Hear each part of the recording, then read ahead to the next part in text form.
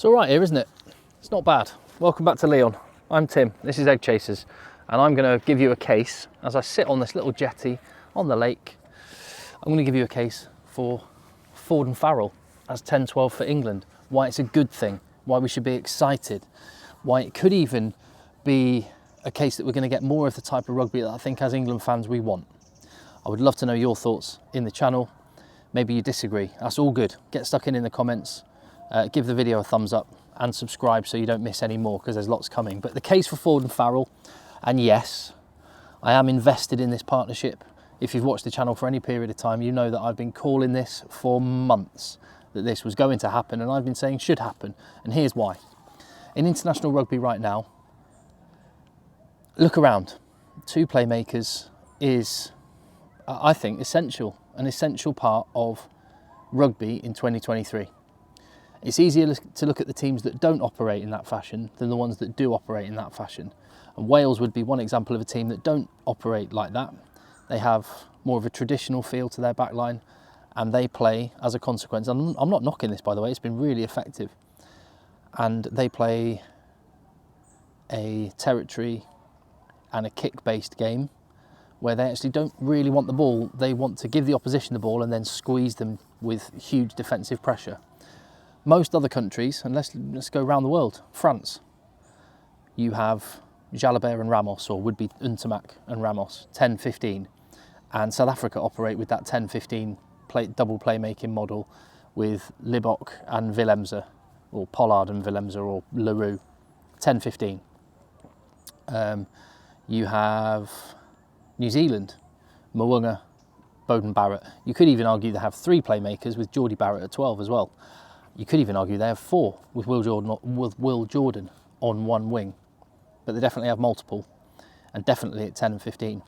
Ireland, slightly different.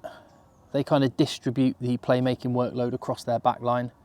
Gary Ringrose does a little bit at outside centre. Mac Hansen does a little bit from the wing. Hugo Keenan does a bit from fullback. And I think the reason they're able to operate in that fluid manner is down to that word that everyone uses in relation to Ireland at the minute, cohesion. And that's a word I will come back to in a little bit. So can we just establish and agree playmaking duties cannot be held, or rarely can be held and be effective, just in the 10 jersey? You need more than that.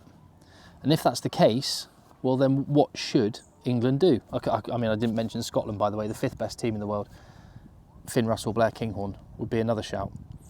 So, and Australia, you could make the argument that one of the issues that they've had is that the country that perfected that kind of style haven't actually had anyone that can fulfil that role, and it's caused them issues as a consequence. So if we accept that that's needed, then what next? Where does it come from in this England team? And well, so as I've already mentioned, South Africa, France, New Zealand have that role from fullback, but Freddie Stewart, he's not that guy, is he? He's not that guy. Alex Good was that guy. He's the English fullback in the last 20 years that's played that way. Maybe he should have had more caps when he was younger, but we had players like Mike Brown who were in the Freddie Stewart kind of mould. So the probably one player in the squad who can do it like that would be Max Malins. Do you want Max Malins? Maybe. Elliot Daly is 15 for Saracens, slightly different role. Henry Arundel has played some 15 for London Irish. Maybe he could operate in that role in the future, but I would suggest that Freddie Stewart probably is the right choice right now. Now I say that knowing that Marcus Smith has been tried at 15, and why do you think Marcus Smith has been tried at 15? Because you need multiple playmaking options in a back line. Other countries have slotted in fly half type players like Thomas Ramos and Beauden Barrett, Damien Willemse at 15, and it's worked. So I think England are on the journey of making that happen. But before the World Cup, no one was talking about Marcus Smith as a 15 really.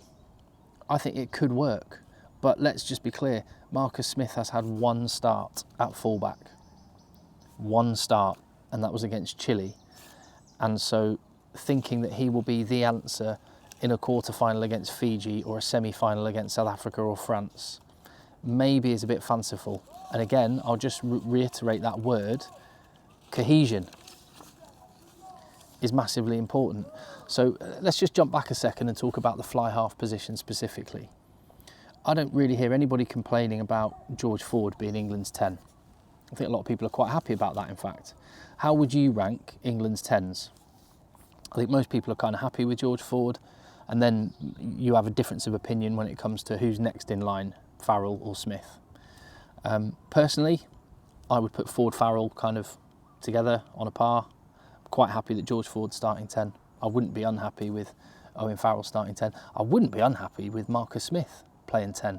But from what I've seen on an international rugby pitch, I'm putting Premiership to one side for a minute. What I've seen on an international rugby pitch, Ford and Farrell are a better option at 10 than Marcus Smith, in my estimation, right now. There's a number of reasons for that. England haven't had a dominant pack in the last few years. There have been issues over the inside centre and outside centre roles, and maybe that hasn't brought the best out of Marcus Smith. I get all that, but just based on what I'm seeing right now, that's the ranking order of the fly halves.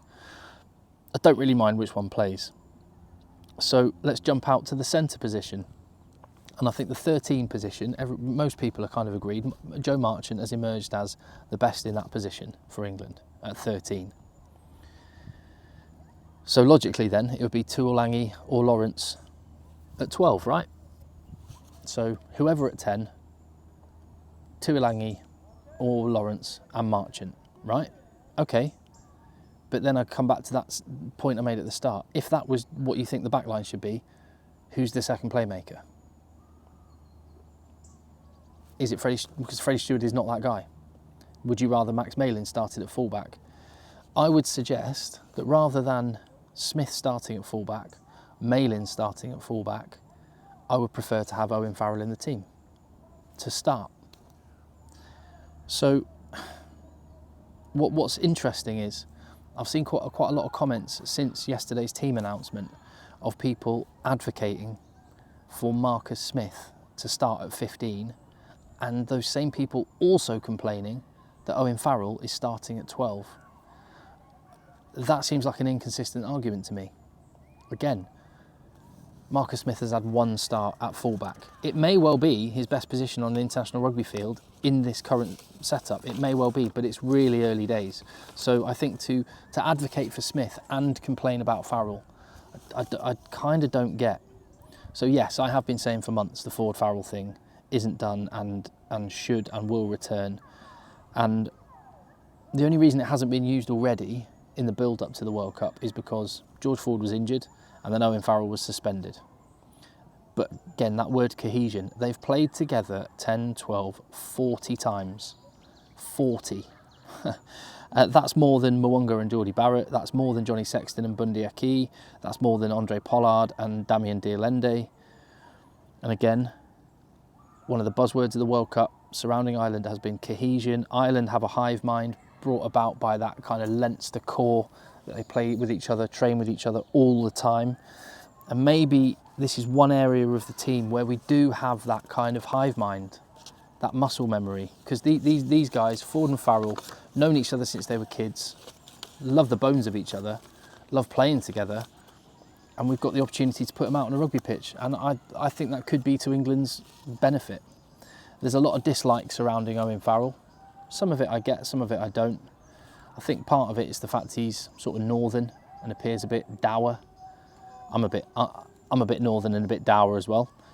He's very private. He's very shy. He doesn't like mixing with the media. He's an incredibly private individual, and that means it's hard to warm to him. I get that. He rubs people up the wrong way on the rugby pitch, in the way that Johnny Sexton and Dan Biggar do. It's because he's such a fierce competitor. His tackle technique is one thing that people bring up. I get that. I do think it's been improving. I think the reaction to anything Owen Farrell does, discipline-wise, is magnified in a way that other players don't receive. So I get it, but I think it's massively exaggerated.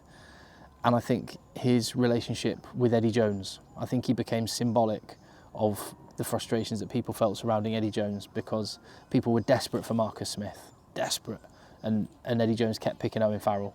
And I think some of the frustration with Eddie Jones got landed on Owen Farrell's shoulders. So I just flip it and say the guy's got 108 caps for England, 3 British and Irish Lions tours, 3-time Champions Cup winner, 6-time Premiership winner, European Player of the Year, World Player of the Year nominee. And you just have to listen, not to me, but to what Johnny Sexton says about Owen Farrell. Listen to what Warren Gatland says about Owen Farrell, Paul O'Connell, the list goes on, Nigel Owens. They say he's one of the best they've ever played with. And I think we're lucky to have him. I'm delighted that he's out on the England pitch. And it all comes back to that starting point. 2 playmakers. If not Ford Farrell, who? I love it. I'm good with it. And I'm willing to say that before the Samoa game, I could end up looking really, really stupid. I don't think I will. I don't think whoever England pick, we're going to win the World Cup this year. I think our best chance of winning the Rugby World Cup this year, not that I think it's going to happen, but I think our best chance is with Ford 10, Farrell 12. I think we will see Smith at fullback at some point in all of the games, and I'm excited about that as well. I've got a different thought on the wing, as I mentioned in the video yesterday, but I'll save that for another time as well. Thank you very much for listening. That's the end of my TED talk.